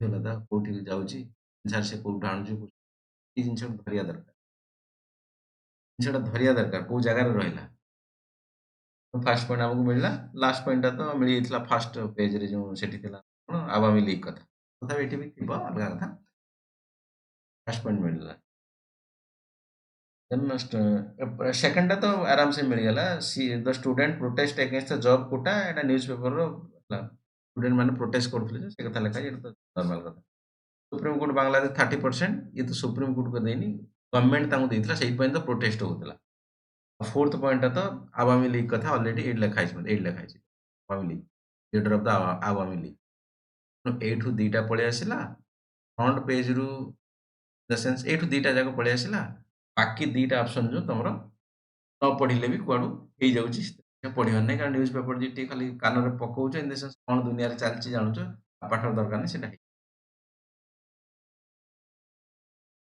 को जगह रु मारुची से बाकी कथा लिखा है भितर जाई परिबा जाई थांते भलो होई थांता मु जेतले पिलांकु दिए हमरो नोट्स दिए टिके भितर जाए मु हालांकि से ऊपर ऊपर क्वेश्चन पके दी लाको को बड़ डिफिकल्ट क्वेश्चन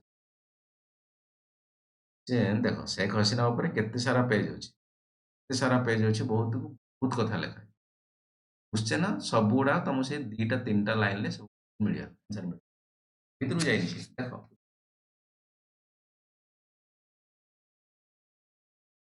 चलो मिल गया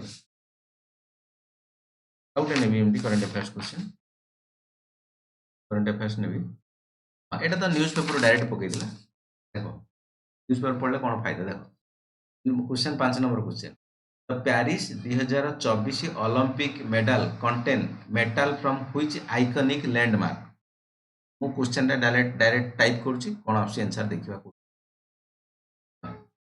भाबियोनी कि सर सब तो क्वेश्चन एपटर गूगल रोचे आप बही ताले पढ़ाउछन कोन पाई देखो स्टैटिक भी 60% पाखापाखि अच्छी करंट अफेयर 40% कि 30% थे स्टैटिक 60% तुमको 40% कि 50% मार्क रखले पास हो तेणु तुम करंट अफेयर्स किसी ठीक कर स्टैटिक किसी ठीक कर मिसी मुसा कि हम से 2 घंटा भर सब खेल खत्म तो हजार हजार पेज लिखुच पढ़ुच ना कौन चलो क्वेश्चन टाइप कर जहाँ लिखा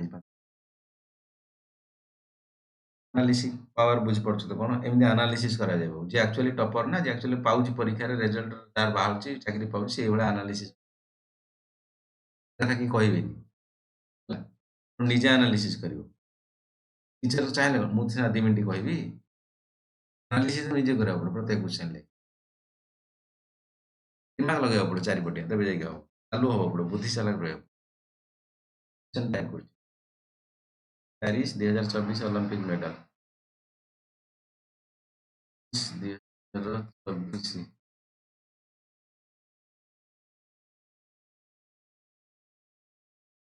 मेडल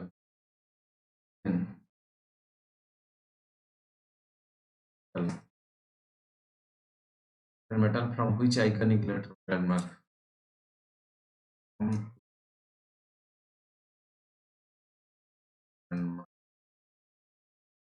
टाइप कली ना मु क्वेश्चन रे टाइप कलु माइला बट परीक्षा आगुर तो तुम क्वेश्चन टाइप कर नथिबो ना क्वेश्चन केमि पाइबो तुम कथा उठुची एठी देखाय द हिंदू हिंदू कुछ पढ़िया पाए द हिंदू रे सीधा सीधा न्यूज देछि पूरा पेज रे टिकली रे ऊपर लिखा है आर्टिकल ऊपर क्वेश्चन भितर पढ़े आवश्यकता नहीं भितर कौन हजार कथा लिखा है किसी आवश्यकता नहीं Paris Olympic 2024 medal medal made of the Eiffel tower तले आंसर दी चारटा आंसर देजी ता Mont Blanc Eiffel tower Arc de Triomphe तो पांटियन सर हला आईफिल टावर कोठु पाइला से तो हिंदू पेपर अलग अलग न्यूज पेपर सब बाहर था फ्रंट पेज आर्टिकल ऊपर पेज टा तू जाइनी से पकई आईफिल टावर कोठु कोठी आणुची से कोठु क्वेश्चन ओलंपिक जेतु पेरिस ओलंपिक बड़ जिनस ओलंपिक सब इंपोर्टाट न्यूज थाए तो ऑफकोर्स परीक्षा जीवा एत बड़ कथा कहीं न पढ़ो तेणु एटा को तुम न्यूज पेपर जी पढ़ी तो बड़ हेडलाइन टा तुम आखिर तो पढ़ो ना गोटे हेडलाइन टा लिखाई तुम आखिर पढ़ोनी से आखिर पढ़ीगले गोटे क्वेश्चन आंसर सल्व हो गोटे गोटे क्वेश्चन पाइबा पिला गोटे गोटे बही पढ़ी दौर गोटे आंसर परीक्षा पाइबापी गोटे गोटे बही पढ़ दिया खाली जब आखिर पकई दे नजर ये बनीगला क्वेश्चन सल्व है कि दरकार नहीं गोटे आंसर मागी गोटे answer Eiffel tower next current affair पकईला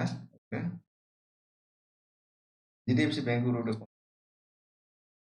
bank पकई এটা দ হিন্দুর নଥିଲା এটা ଥିଲା ଥିଲା বিজনেস স্ট্যান্ডার্ড ମୁଁ କହିଥିଲି ଦିଟା ପେପର ପଢିବା ପାଇଁ ଗୋଟେ business related either economics Times या ବିଜନେସ ସ୍ଟାଣ୍ଡାର୍ଡ या फिर ଆଉ ଗୋଟେ ଦ ହିନ୍ଦୁ କହିଥିଲି ମୁଁ पेपर पैसा उठी जियो बाबू पूरा डायरेक्ट क्वेश्चन पेपर पैसा उठी जियो पैसा खर्च हो डरी पेपर टाइम्स ऑफ इंडिया पढ़िला सर चलिबो चलिबो चलिबो बट इंडियन एक्सप्रेस धर दियो हां सुबुची बाबू मते सुबुची मते सुबुची टाइम्स ऑफ इंडिया पढ़िले चलिबो जदि टाइम्स ऑफ इंडिया आसुची तो इंडियन एक्सप्रेस आसुथो इंडियन एक्सप्रेस मगे दियो बेटर हबो द हिंदू मगे दियो नेक्स्ट क्वेश्चन मो टाइप सर आ गुटे डाउट आज्ञा आज्ञा पचरंतु माने जदि जे माने वर्किंग प्रोफेशन जे न्यूज़पेपर पढ़ी परना टाइम शॉर्टेज पई तो से माने द हिंदी रिव्यू कंसीडर कर परबे कि मु ता ऊपर मते थोर कहिथिले आगु नहीं देखो आपड़ जो देखिए ना मन कर आईफिल टावर कथा मुझे कहबी जनरली द हिंदू रे जो माने जो वीडियो बनाऊँ बाकी जो करुँच जनरली एडिटोरियल पेज को नहीं जाऊँ फास्ट रोटे दुटा आर्टिकल नहीं जी केते घंटार वीडियो बनइबे आपनकर द हिंदू न्यूज पेपर रे आजिकार पेपर आर्टिकल 50-100 पाखापाखि आसी तो फ्रंट पेज रे थोड़ा आज पॉलिटिकल न्यूज आसी ना छाड़ दे पारिबो हला ओडिशा कथा कौन लिखा जो आम या रिलेटेड क्वेश्चन आसो एथर यूपीएससी रे जो आम कौन एटा आयुष्मान भारत हला पीएम जय कथा कह जाए ओडिशा मर्यादा हम कहबी आगु तो ये सारे रिलेटेड कथा कोटा इंपोर्टेंट तुम तुम यूपीएससी दौच कि यूपीएससी दौच है कौ आर्टिकलटा दरकार जिनस ठीक अच्छे तांकर वीडियो लेंथ बढ़ी जीव कि कमिज से चेष्टा करें लेंथ भीतर रहा दरकार पिला व्यू हवा दरकार अनुसार देवे मना करनी जब देख आम कहचे जे ऑफिस लोक मु रिव्यू देखुचे रिव्यू माने कोड वीडियो देखुचे ना अलग गोटे देखुचे वीडियो देखा समय दरकार बहुत टाइम वेस्ट हो जाए वीडियो माने सर तार गोटे रिव्यू गोटे माने पीडीएफ आछी हां जो देर कि सब किछि ये मिलुची हां बुझिली हां यदि एक्चुअली सेमिति भल कोनोसी संस्था के बनौची इट्स ओके बट स्टिल मु पर्सनली कहबी केवल यूपीएससी कि यूपीएससी प्रिपरेशन पाई नो न्यूज पेपर गोटे हैबिट रखिले लाइफ पाई भल मु कहूनी हबनी बोली चली जीव जदि एक्चुअली प्रॉपर फॉर्मेट रे के बनौची एजुकेशनल इंस्टीट्यूट ठीक ठाक दउचंती ओके तथापि निजे गोटे जिनस जोटा आखिर पड़ो तो से जिनसटा को प्रैक्टिस करवा दरकार है बहुत समय लगे ना फास्ट तुम देख तो पेपर देखने लगे 2-3 घंटा समय लगे धीरे धीरे धीरे धीरे एक्सपीरियंस हो पेपर सब जिन पढ़ाई पड़े पेपर बहुत कम पड़े अधा घंटे काफी डाटा पीऊच बुलूच ये टाइम पेपरटा देखीदेव कौन है असुविधा हो सतर मुझे कहूँ अधा घंटे आप कहले अधा घंटे कवर हेन तो आपण एबे केते दिन हला पढ़ले कोंदो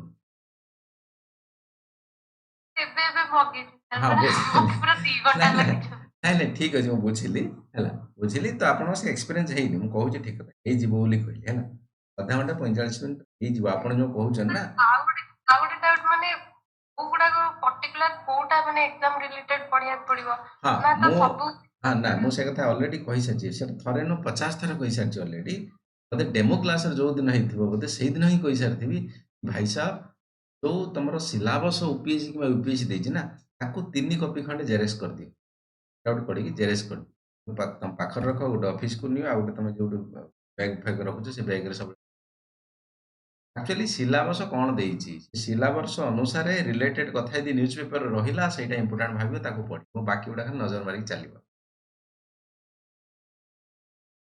ସେ ଯୋଉ ଏଡିଟୋରିଆଲ ପେଜ ସେଇଟା ହିଁ ବେଶୀ ଇମ୍ପୋର୍ଟାଣ୍ଟ ହଁ ନା ନା ବୁଝିଲି ଯେ ସେଇଟା ଇମ୍ପୋର୍ଟାଣ୍ଟ ବାକି ଗୁଡା ବି ଇମ୍ପୋର୍ଟାଣ୍ଟ କିଛି କଥା ନାହିଁ ଅଲଗା ଅଲଗା ପ୍ରୋଜେକ୍ଟ ସବୁ ଅଲଗା ଅଲଗା କଥା ହେବାରେ ତମକୁ ଲାଗୁଛି ଏଡିଟୋରିଆଲ ଇମ୍ପୋର୍ଟାଣ୍ଟ ବୋଲି ଠିକ୍ ଅଛି ଏଡିଟୋରିଆଲ କେତେଟା ଜିନିଷ ଭଲ ଭଲ ଆକ୍ଚୁଆଲି ଆନାଲିସିସ୍ ଟିକେ କରାଯାଏ ତମର ମାଇଣ୍ଡ ଆକ୍ଚୁଆଲି ଖୋଲିଯାଏ ଏସଏଫଏସଏ ପାଇଁ କିମ୍ବା ଅଲଗା ଅଲଗା ଜିନିଷ ପାଇଁ ପଏଣ୍ଟ କେତେଟା ମିଳିଯାଏ ବଟ୍ ତା ମାନେ ନୁହେଁ ଯେ ଏକଦମ ପୁରା ଏଡିଟୋରିଆଲ ସବୁ ଜିନିଷ ବାକି ପେଜ ଗୁଡା କିଛି ନଥାଏ ନା ହିନ୍ଦୀରେ ଭଲ ରିସର୍ଚ୍ଚ କରୁ ଖାଲି କି ଠିକ୍ ଠାକ୍ କରୁଛନ୍ତି ଅଲଗା ଅଲଗା ପେପର ମଧ୍ୟ ଭଲ ଥାଏ ମନେକର ଆଇଫିଲ୍ ଟାୱାର ସେ କ'ଣ ଥିଲା କି ଏଡିଟୋରିଆଲରେ ବଟ୍ କ୍ୱେଶ୍ଚନ୍ ଡାଇରେକ୍ଟ କୋଉଠି ପକେଇଛି ପକେଇଛି ଆଜ୍ଞା ତେଣୁ କଥା ହେଲା ସେଇଆ ଅଲଗା ଅଲଗା ପେଜ୍ ବି ଇମ୍ପୋର୍ଟାଣ୍ଟ ଅଛି ତମକୁ ଲାଗୁଛି ନାହିଁ ଏଡିଟୋରିଆଲ ପେଜଟା ବହୁତ ବଡ଼ ଲେଖା ହେଇଛି ଏବେ ଏମିତି ବୁଝିବା ଉପରକୁ ପଢିଲା ବେଳକୁ ତ ତଳକୁ ପଢିଲା ବେଳକୁ ଇଏ ଅଧଘଣ୍ଟା ଗଲାଣି ଗୋଟେ ଗୋଟେ ପଢିବା ପାଇଁ ଏଡିଟୋରିଆଲ ବାକି ତଳକୁ ଆଉ ଗୋଟେ ଏଡିଟୋରିଆଲ ଅଛି ସେପଟକୁ ଆହୁରି ଛୋଟିଆ ଛୋଟିଆ ଦିଟା ଖଣ୍ଡେ ଅଛି ଇଏ ତ କେବଳ 2 ଘଣ୍ଟା ଗଲାଣି ଆପଣ କହୁଛନ୍ତି ଅଧଘଣ୍ଟା ପଢିବେ ବୋଲି ହଁ ହଁ ନାଇଁ ନାଇଁ ଠିକ୍ ଅଛି ଏବେ ଷ୍ଟାର୍ଟିଂରେ ସେଇଟା ହବ ମୁଁ ସେଦିନ ମଧ୍ୟ ପୂର୍ବରୁ ଗୋଟେ କହିଥିଲି କେମିତି ପଢା ହୁଏ ବହି ବୋଲି କିମ୍ବା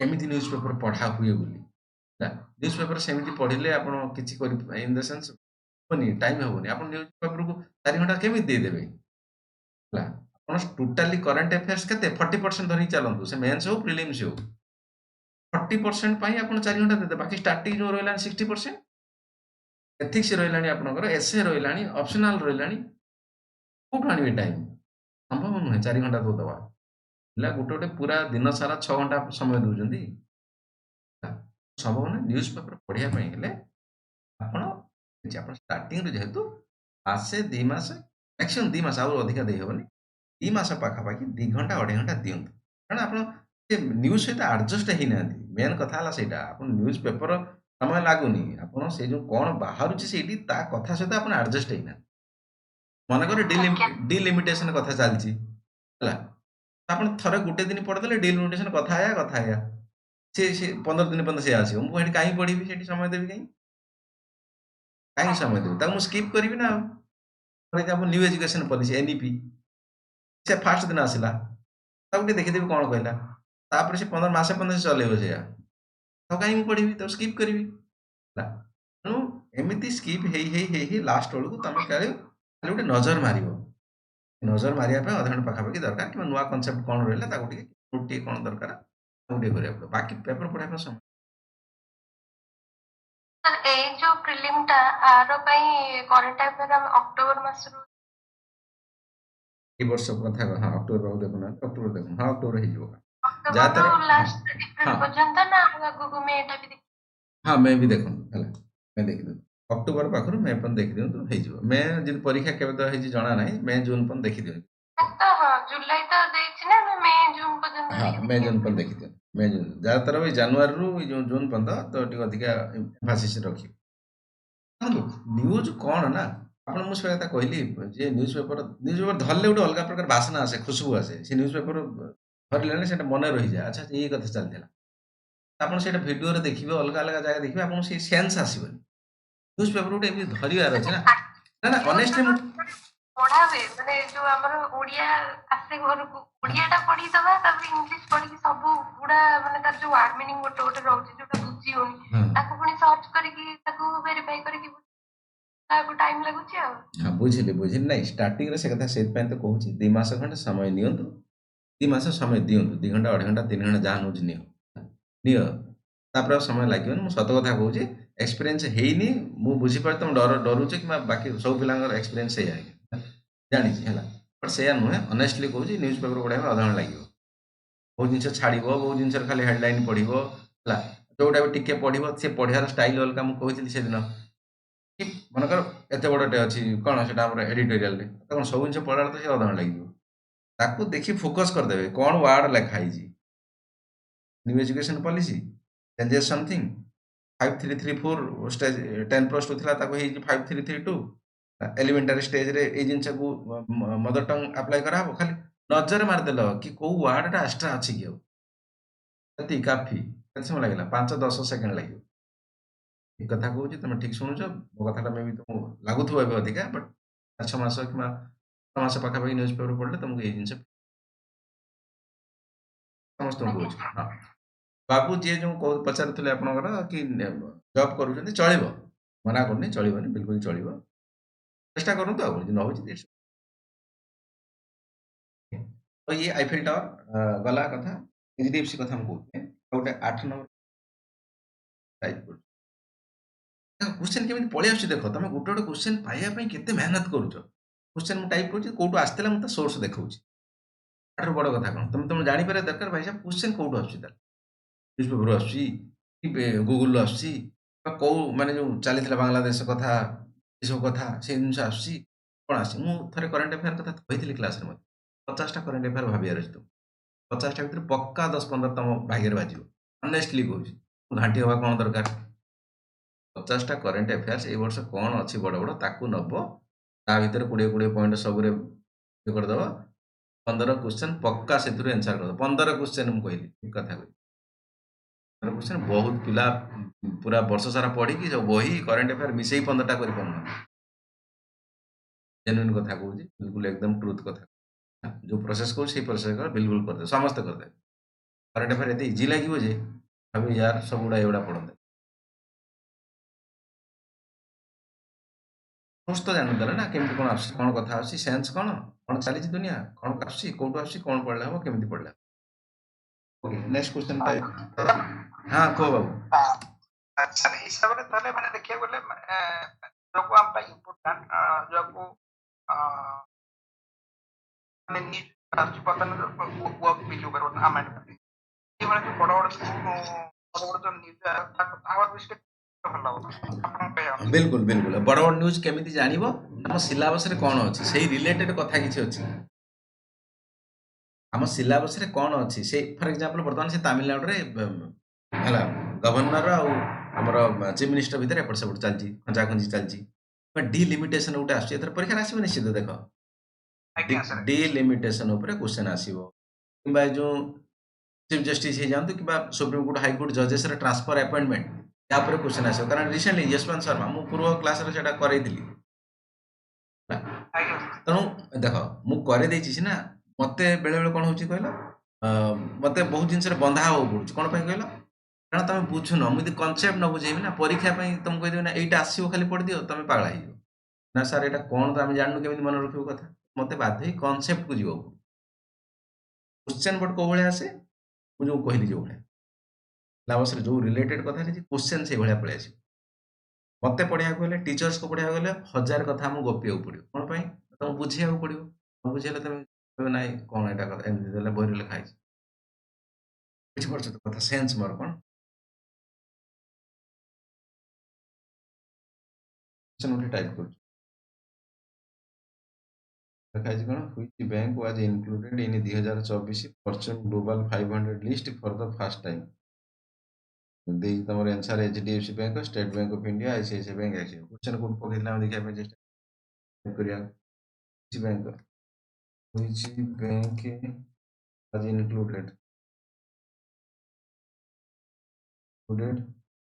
in the 2020